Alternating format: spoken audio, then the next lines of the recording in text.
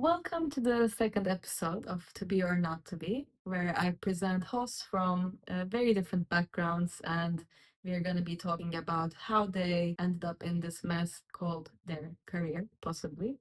And today I have Armin with me, where he has experience of studying architecture in three different countries. So we'll be talking a bit about the difference in architecture schools.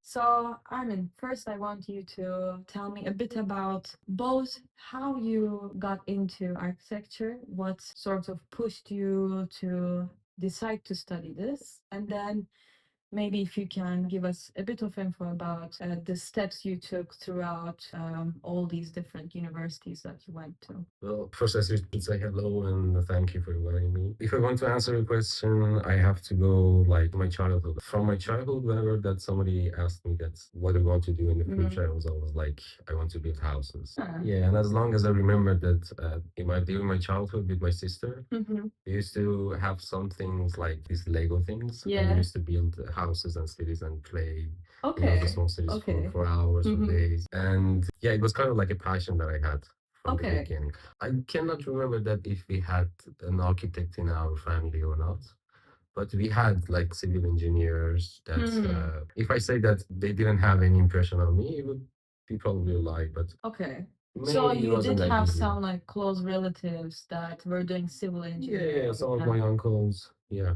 Because like I could have been influenced by their attitude, by like their lifestyle Yeah. and stuff like that. Yeah. But is, for example, when you were a child, was architecture considered a prestigious job to do? Or when you were a kid, what did you think of when you thought of an architect? Even if it was, maybe I was too young to understand that. Yeah, but as I grew up, yes. For example, when I was studying in high school, yeah, studying architecture was a big deal. And Oh, was it? yeah, there were a lot of people that were interested, maybe for wrong reasons, Okay. but they were interested to have Like the title of an yeah, architect. title of an architect and like a luxurious thing to study. Is it? Yeah, kind of.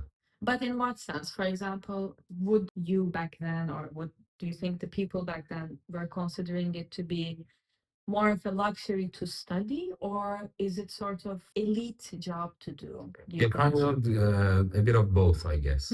Yeah, a bit of both, and usually people expect architects to be rich as well. So Ah, okay. financial wise, also it was a big It's deal. again a guarantee job, more or less. Yeah, kind of. So, from what I understand, it came more from your wish to create houses and not maybe really cityscape, like not really an urban vision, but maybe like I would love to do houses for people in a way. Yeah, like creating from nothing is actually something that intrigues me. Okay. But as I started studying architecture and get familiar with these concepts and these different fields in architecture and designing and stuff like that, yes. And right now I can say that I'm more interested in bigger scale. Okay. Yeah, Okay. I might not have enough experience in those areas because maybe I have done a few projects in university, urban projects and stuff like that. But I'm interested to do so. Okay. Okay. Yeah. But for example, to me, it's always interesting to hear uh, people who are coming from almost no architects or designers in the family and then taking that first step to be an architect or a designer. I find that both bold and maybe it's bold because you actually don't know what you're getting into. So, what did you think you were going to learn when you entered architecture school? Did you have any expectations? No, I didn't have any expectations. At least not 1 year before I started studying architecture because I have a cousin that he's 1 year older than me, and basically whatever he did, I did after him. Yeah, he went to the same university Okay. as an architect. And which university was it? It was Iran University in Okay. Rasht, Okay. yeah, in Iran. And yeah, 1 year after that, I started studying architecture. So during that 1 year, I got more familiar with the concept because Okay. in Iran also there are different ways Mm-hmm. to go from high school to the university. Hmm. And there are some schools that I don't know how to translate the exact name, but it's kind of like functional schools that Like more technical. yeah, like technical ones that Mm-hmm. you go there and experience different fields of occupations, like Ah, okay. careers, Okay. and then you get to choose which one would you like to do. Ah, And then you that's have to do interesting. something like a course for 2 years, Okay. and then after that you get to go to the university. Ah, Kind of like that, okay. yeah. I think in Italy they have something similar, by the way. I really don't know what they call it in Italian, but I remember something like more formative job-based schools where you go and you get a high school education a bit more based on the career or the job you actually want to do. And then following that, you could enter a job because you are in a way sort of qualified in the least case scenario. But it really helps you, I think, with in reality further studies that it really builds up this prior knowledge before you actually enter studies. Yes, if you ask me right now, I will say that that's the best way to start. Start studying architecture. But how can you know when you're so Yeah, young? when you're so young. And Yeah. actually, we were also struggling with a different thing in university, in high school when you wanted to choose your major. Like if you're good at math, you go to mathematics, Okay. and then for the national exam for the Yeah. universities, you get to choose the engineerings and like go to architecture and stuff like that. If you're not good at math, you go study Social sciences, social sciences or like like literature, yeah, stuff like that. literature or to be a doctor or dentist or stuff like that. You Yeah. don't need to be good at maths to be a doctor in Europe. Apparently, no. Yeah. But if you ask me right now, our community right now needs more people in the human sciences. You think so? Not in engineers. Yeah. Really? It's so full with architects. Controversial. Yeah, it's so full with filled with architects that Yeah, I think this is yeah, something we agree with. we need something more in the base. Yeah. To build up the culture, like to work for the society. Do you think they do work for the society? If they if they have Do the you think people who, opportunities. my friends who studied sociology, I think, Yeah, but you do you also know what come they from do? kind of a similar Yeah. context. Yeah. But for example, in that case, when you entered architecture as a school, you absolutely the only info you had was from your cousin, From my basically. cousin, yeah. I know And that I had yeah. to draw plans. I know that I had to draw sketch perspectives and stuff like that, and be able to do some mathematics for Okay. the structural things and Yeah. stuff like that. Yeah, I had a really vague idea that I see. what's going to happen, but it's not the case for everyone as well. Yeah, for sure. Yeah. Also in Turkey, I was telling Sonia in the first episode that in Turkey, because of the education system that takes you to the point where you start university, it might be very likely the case that you've never seen almost anything about what you're gonna study or what your future career might look like before being in that field. For example, if I didn't have the interest or if I didn't study for the exam of Italy, I took the exam of Turkey, I would have maybe started without ever seeing what a plan looked like or a section. To me, that's just insane. But there's also the second thing, and I'm gonna ask if you guys also had that. But Turkey, there's two schools of thought. For architecture, there's one more artistic universities that say they focus on a bit more the visual aspect of architecture, and there's technical universities. They also teach engineering. They have engineering faculties, and architecture is also another faculty they have. But in the artistic schools, it's like a combination of architecture, sculpture, arts, and all that. Do you have something similar? I don't know. In Turkey, you actually separate those universities. Yeah. No, in Iran, it's not separated like that. Like if you go to this university, you're going to learn technical things. If you go to this university, you're going to learn art wise, like the that part of the architecture. But there are different universities that they take different approaches to the architecture. I actually for during my bachelor's, I've also studied in two different universities.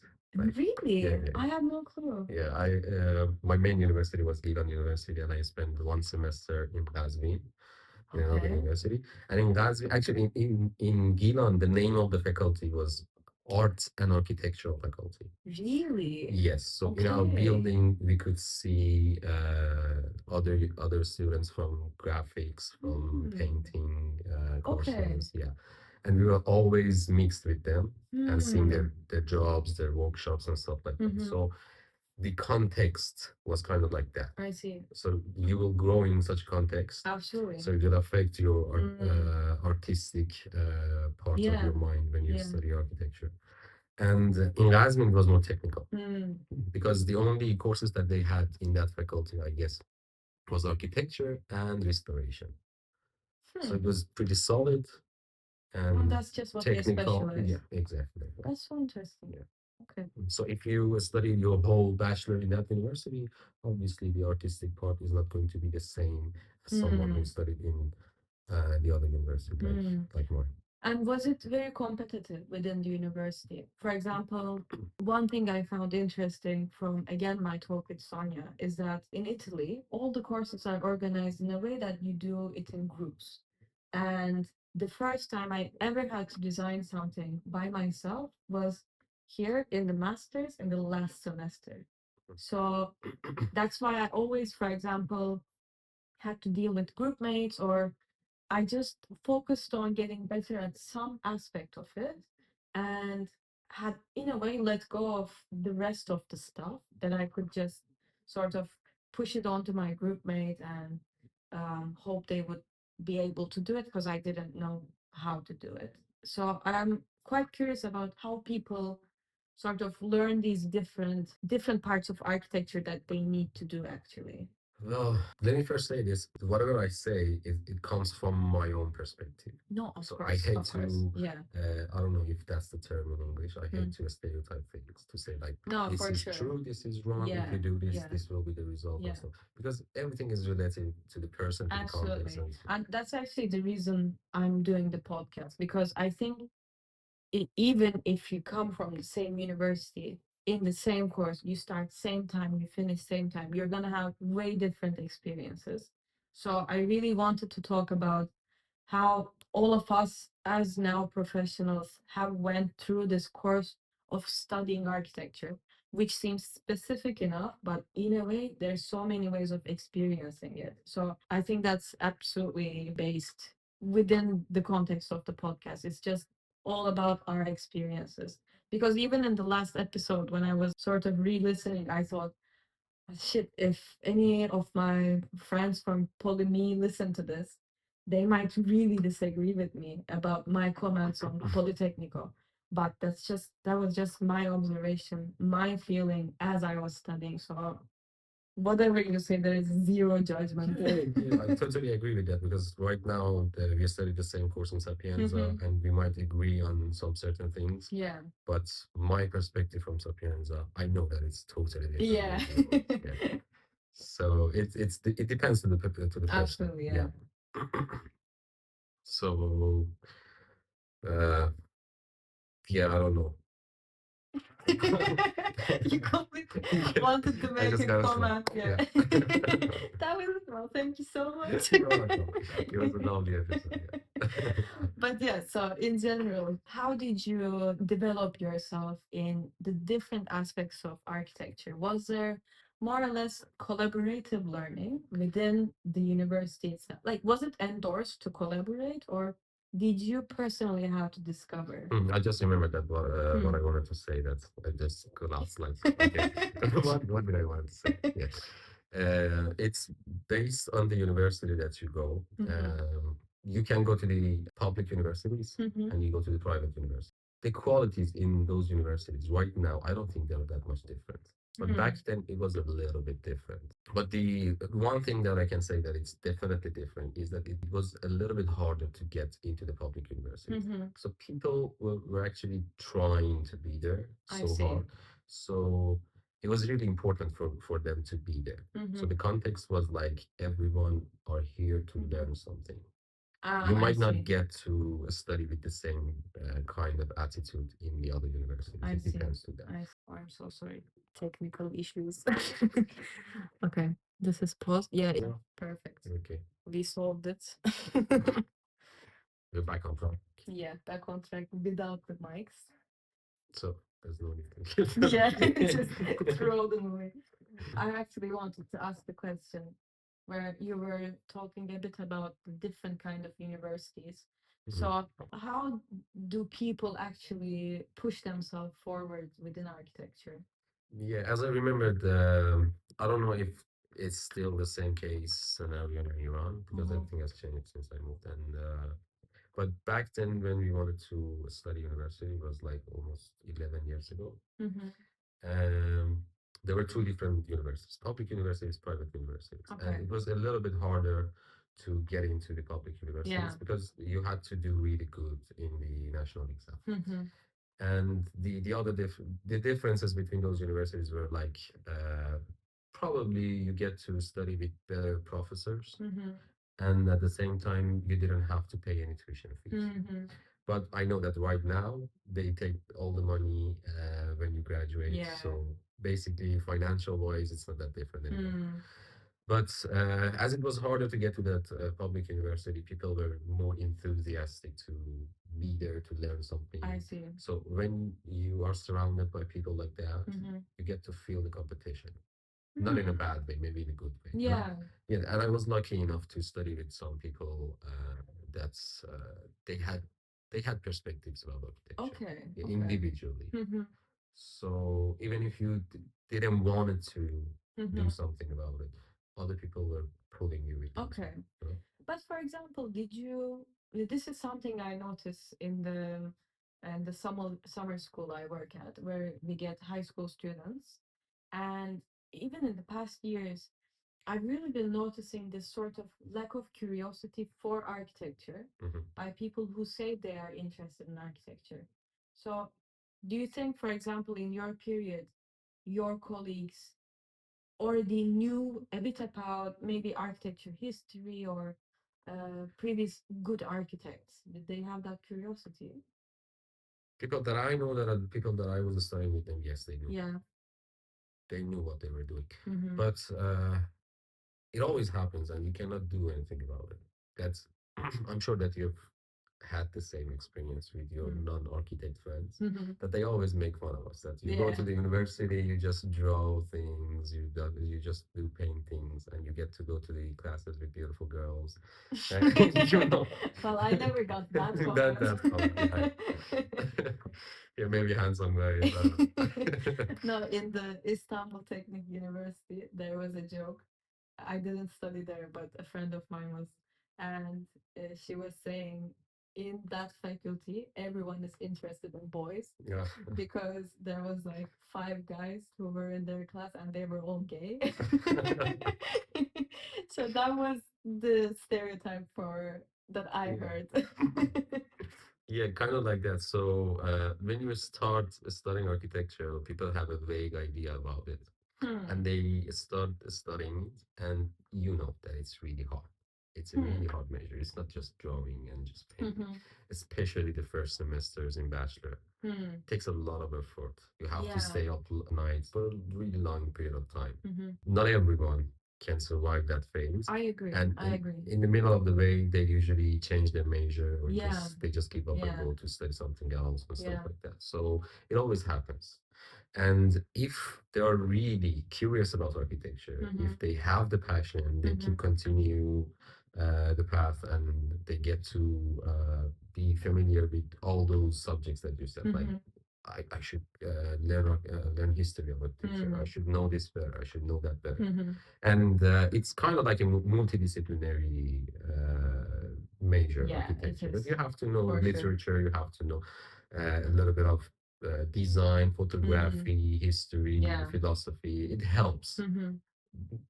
Not just like you have to learn it, but Yeah. it helps you. No, for sure. Yeah, but sometimes university gives that to you, and sometimes to your friends, your colleagues, because I might be interested in philosophy, you might be interested in Yeah. photography, so Yeah. I can teach you something, you can teach me something, and yeah, it's kind of like a collaboration between Okay. you and me. Okay. And how was the studies of architecture in Iran different than what you saw both in Sapienza and more so what you saw differently in the Netherlands, where which university was it? It was Time University in Zwolle. Okay, Yeah. okay. It wasn't actually a university, it was a whole school. Mm-hmm. Yeah. Which will be like the equal to the bachelor that they do here. Mm-hmm. Yeah. Because after that, they go to study in university. Hmm. Yeah. In Netherlands. Ah, Yeah. okay.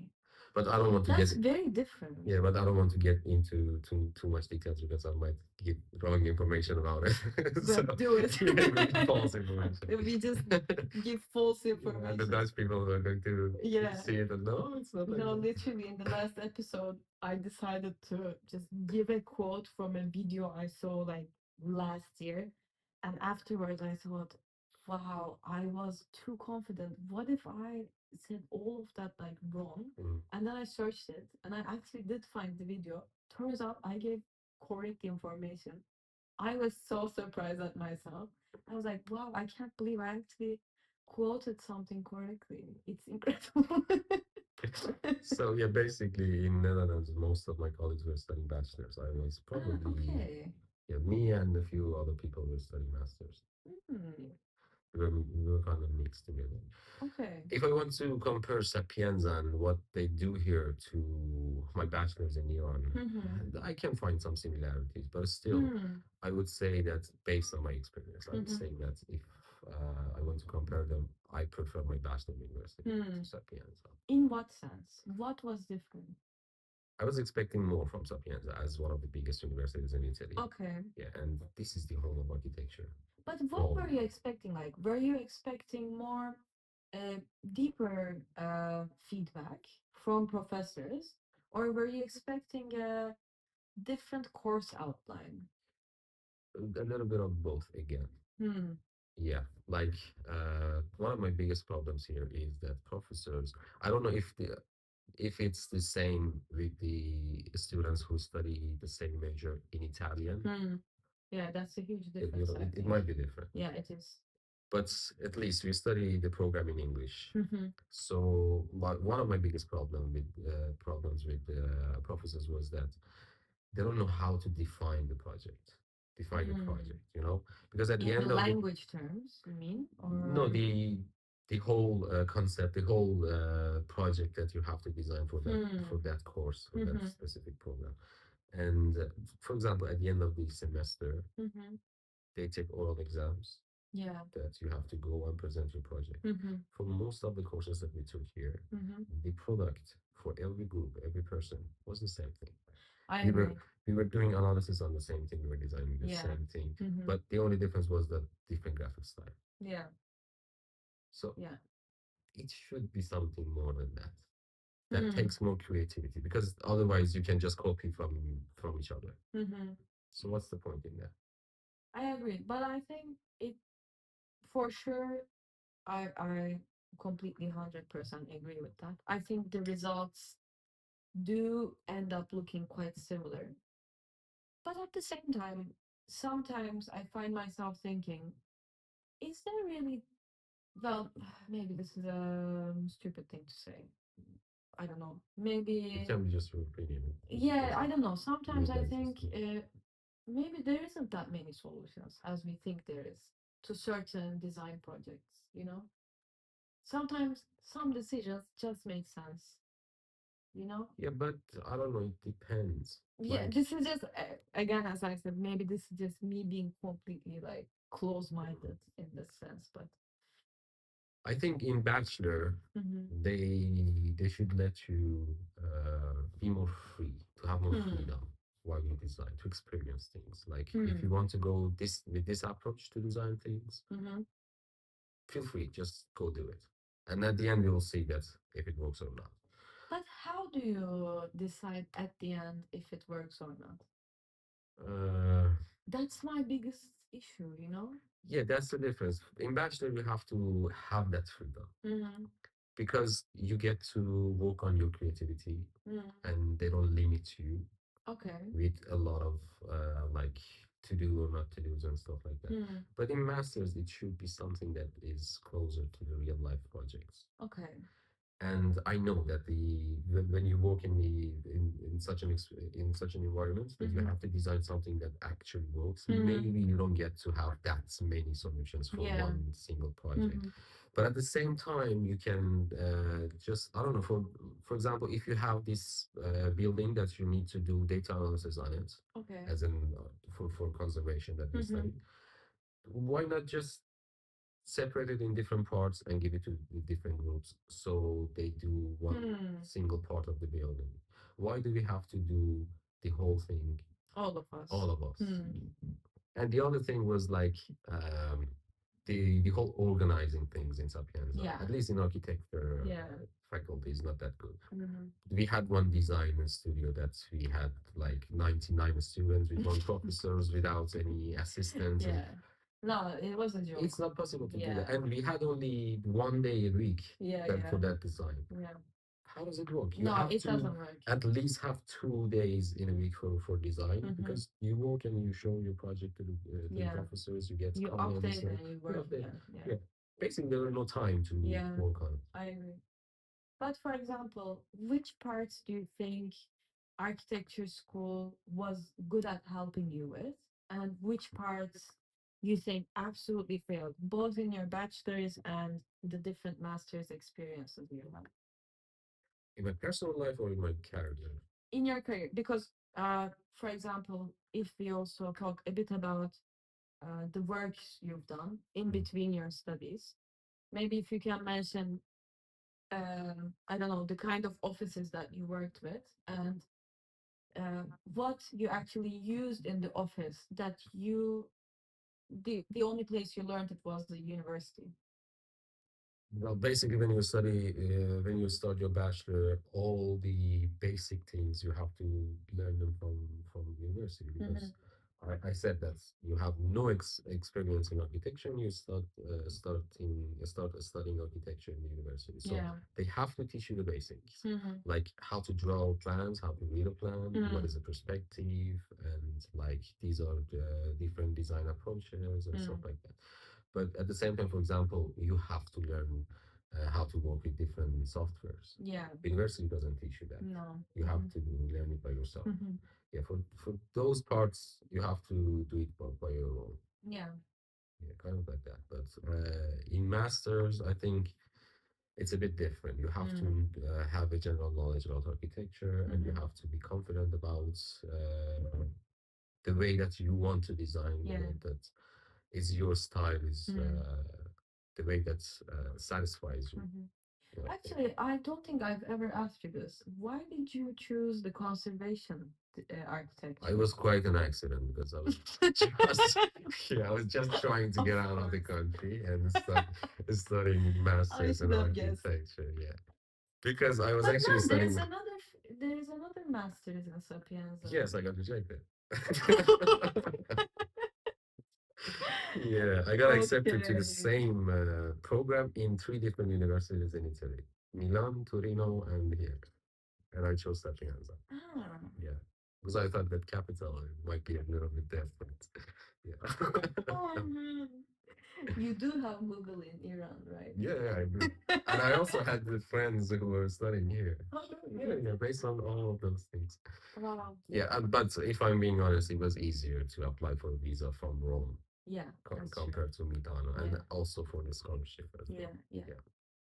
So Would all those you, things, a yeah, collective of things. for sure. Yeah. Would you still choose to come to Sapienza after, for example, if you could go back to yourself and say, Well, that's something about me that's it doesn't matter.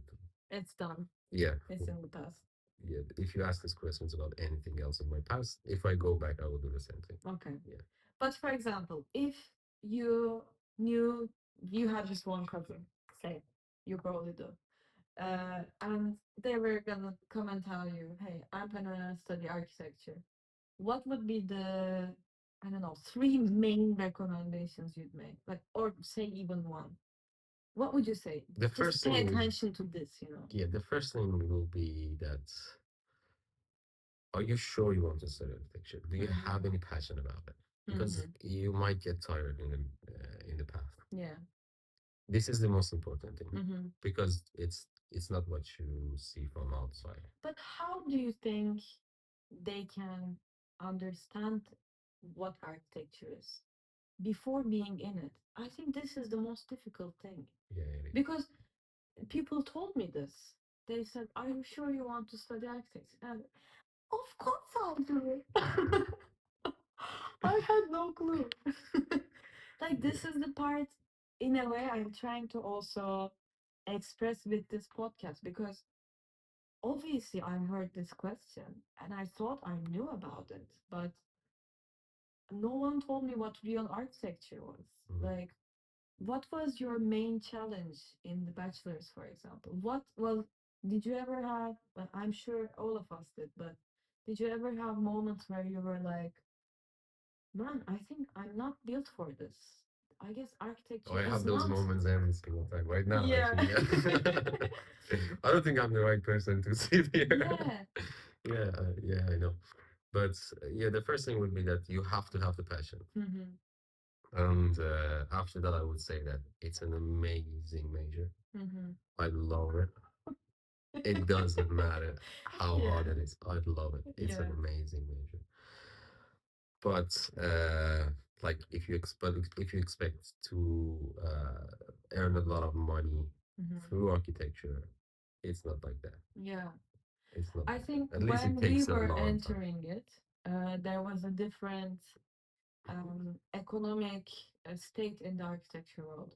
I think now, within the 10 years, things have shifted completely, I'd say. At least this is my point of view. Um, I really thought when I'm entering architecture that it would be a tiny bit of a guarantee, of at least a minimum wage. But now, in this current Mhm. circumstances, I'm seeing that both the clients don't value the architectural job that's being done, Mhm. and I think also the architects don't value the job they're doing. I constantly see this, we talk about this toxic architecture culture, but I think one thing that endorses it is also the architect's attitude to what they're doing.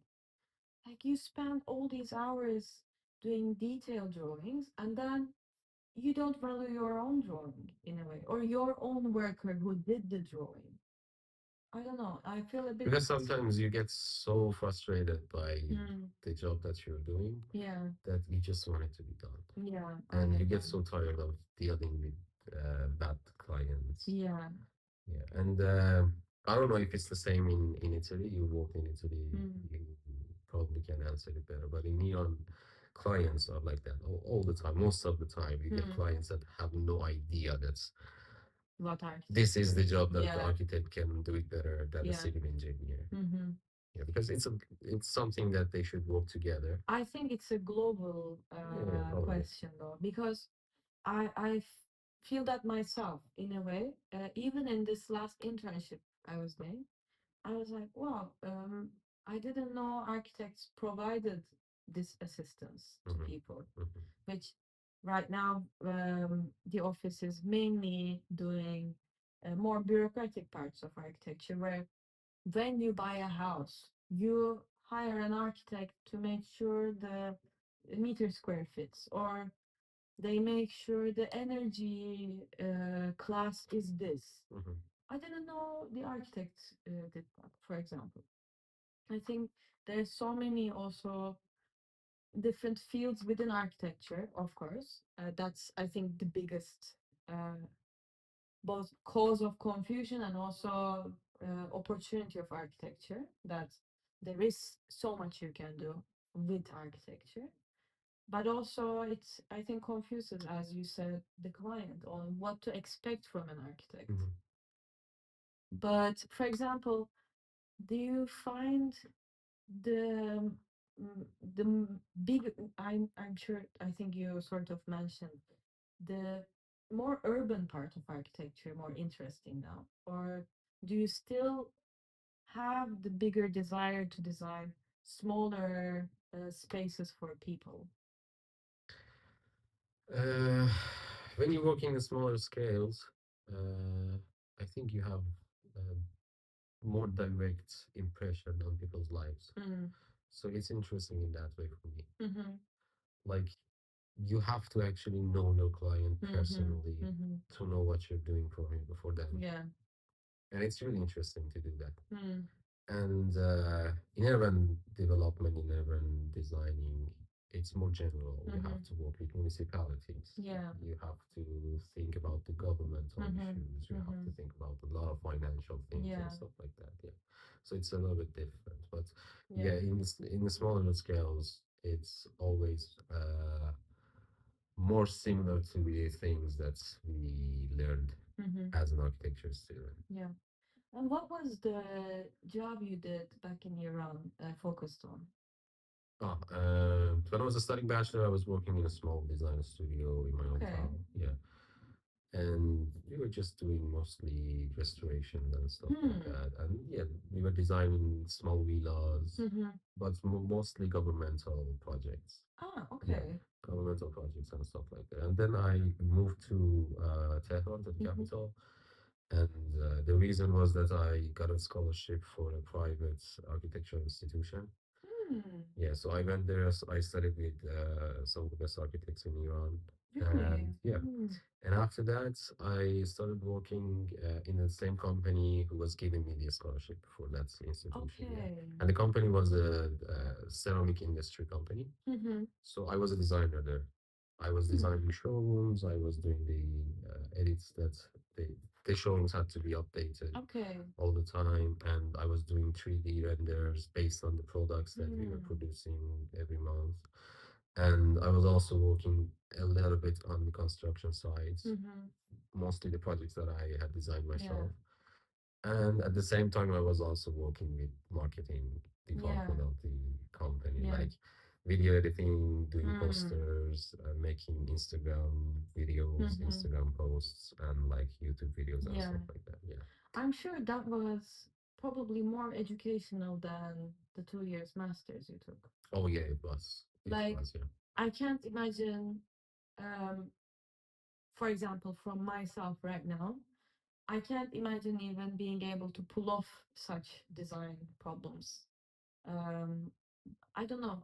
Maybe it's because I haven't obtained um, the experience yet, but in a way, I think that was something I felt like the universities here was lacking. Mhm. That they don't give you the actual um, sort of The requirements that you have to. requirements for being a professional. Mhm. You know, I feel not at all ready. Yeah. Even in this internship, okay, maybe we are doing a bit of a bullshit job, but still, I realized that the real architecture is definitely not the thing I saw in university. No, it's not. Yeah. I find that one quite shocking, two a bit disappointing, but I don't know how you feel about it. Yeah, I feel disappointed as well. Mm-hmm. And for the most of the main courses in conservation, I wasn't here. I didn't take that. You know that. Yeah. I didn't take that. I was Man studying was with. absent. Yeah, I was absent. I was doing that in Non another university presente. in Netherlands because in Netherlands I was studying totally different thing. It Mm, was nothing related to conservation. Nothing related true. to But was it conservation. related to architecture? Yeah, it was architecture, but not conservation. Yeah. But I mean, was it related to architecture in a professional sense? Yeah, more professional. You think so? Yeah.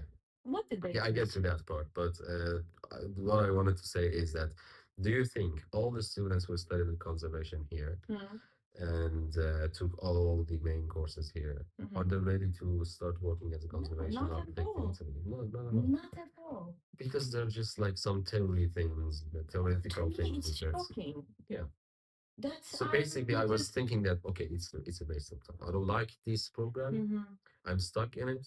And whenever I go to the lectures, there's a professor who barely speaks English Yeah. and just puts a PDF, puts a PowerPoint, and just Yeah. goes through every single slide. And Mm-hmm. then, okay, I'm not learning anything. I Yeah. have to memorize everything and just go and take the exam. Mm-hmm. Yeah. Yeah, so that was one of the reasons that I went for Erasmus to another Mm-hmm. university. Yeah, Yeah. and I went to Netherlands. Netherlands. as soon as you start studying in Netherlands, as soon as you put your foot in Netherlands, Mm. you are surrounded by the environmental subjects like sustainability in Okay. any aspect. Yeah. Even I had a Turkish roommate Mm. who was studying business. Even in those measures, they're They study yes, they are sustainability. struggling with sustainability as well. Hmm. Yeah. But so the answer to what did they teach that was so professional? Yeah, exactly. We had two different modules in one semester, Mm. and we had to obtain 15 credits in every 2 months. Mm-hmm. So, two different design projects. The first one was future cities. Okay. We were designing two of the main zones of the city that we were studying, Mm-hmm.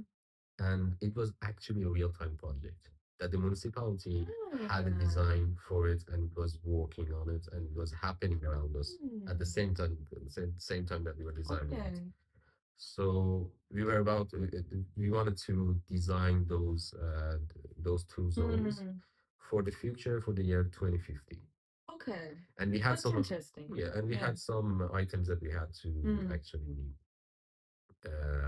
consider in our Yeah. designs, like different environmental topics, Mm. like extreme weather, like water management, Mm. like waste management, Yeah. energy, population, Mm. food, and stuff like that. And you had to consider all those things and mobility as well. Mm. And at the same time, all the pin-ups that we had for the project were actually with the people from the municipality. Oh, that's really Yeah, nice. so they were coming to That's the amazing. yeah, so they were Yeah. coming to the lectures and they Yeah. were correcting us that okay, we're actually doing this right Mm-hmm. now, and if you want, we can give you this information. You can go, and That's really yeah, impressive. you have this idea. Okay, it's not working because Mm. we don't have the Yeah. infrastructure for that. I think truly what's been missing, in my opinion, in the studies I've been in, is the actual real life communication with real both project processes and also people. Mhm. The we didn't is what I was also telling in the first episode. I think architecture is so much based on how you manage communications with other people, also other professionals who will work in the same project, but they will be doing different jobs. Mhm. And the architect has to know how to communicate and has to know who to communicate to.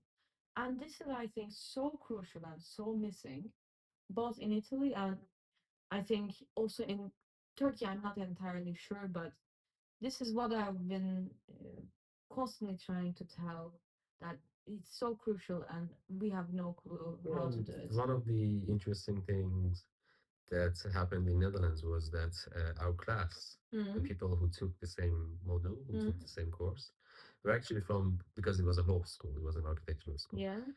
Were from different Look, careers, from I different told this backgrounds. literally in the last episode that this has to be This done. has to be done Yeah. like this. And in every group, we had engineers, we had Yeah. architects, we had mobility engineers, we And had this is environmental so good. engineers. Yeah, yeah. Yeah. This, I think, has to be, in a way, standard in architecture education. I think this shouldn't be a one time example. This should be the core, I think, of at least one of the design modules you do in the 3 or 4 or 5 years of architecture. I really salute anyone who put that idea in the Yeah. design course. Because basically you're designing in urban scale. Yeah, I don't have any idea about the mobility, but yeah, I have someone in my group who knows. yeah, So if I want to do this with this street and put a piazza here, yeah.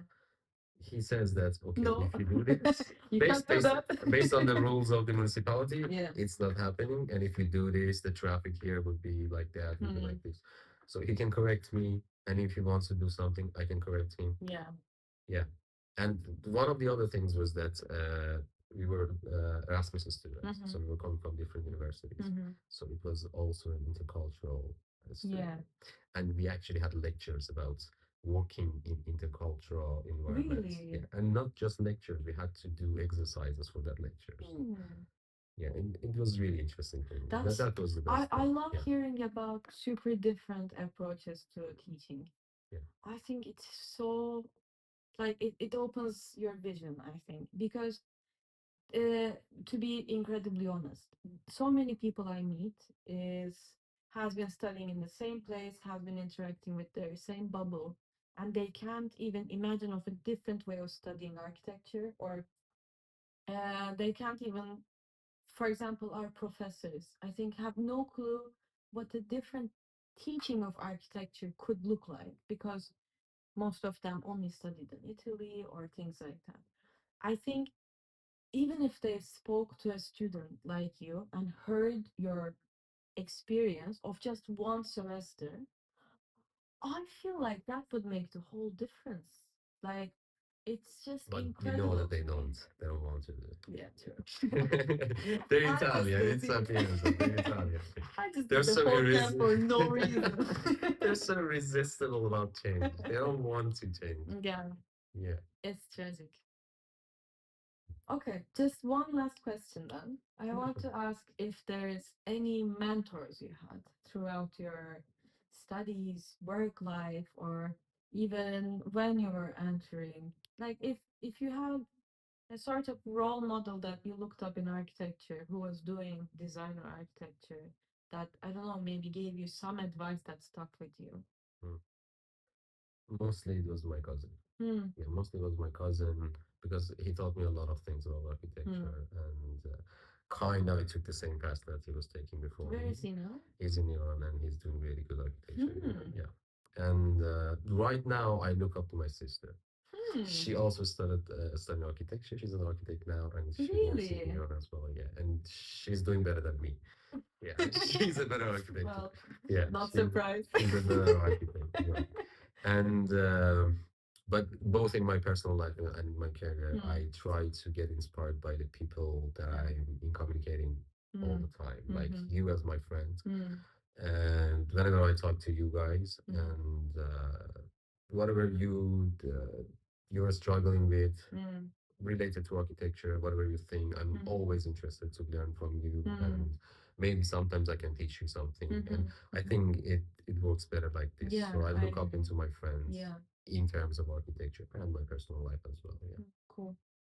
for me, it's always Perfect. like that. Armin, thank you so much for coming today and giving all this time. Yeah. Can I say one thing to the young architects? Go, do it. S- Say it. yeah, stop wearing black. It's not cool anymore. I'm literally Yeah, wearing and it was being, and it could have been really It's very, much I took better it personally. if I was actually Yeah. wearing black as well. Yeah. Thank you, Armin. You're welcome. This is the first time I'm gonna do it.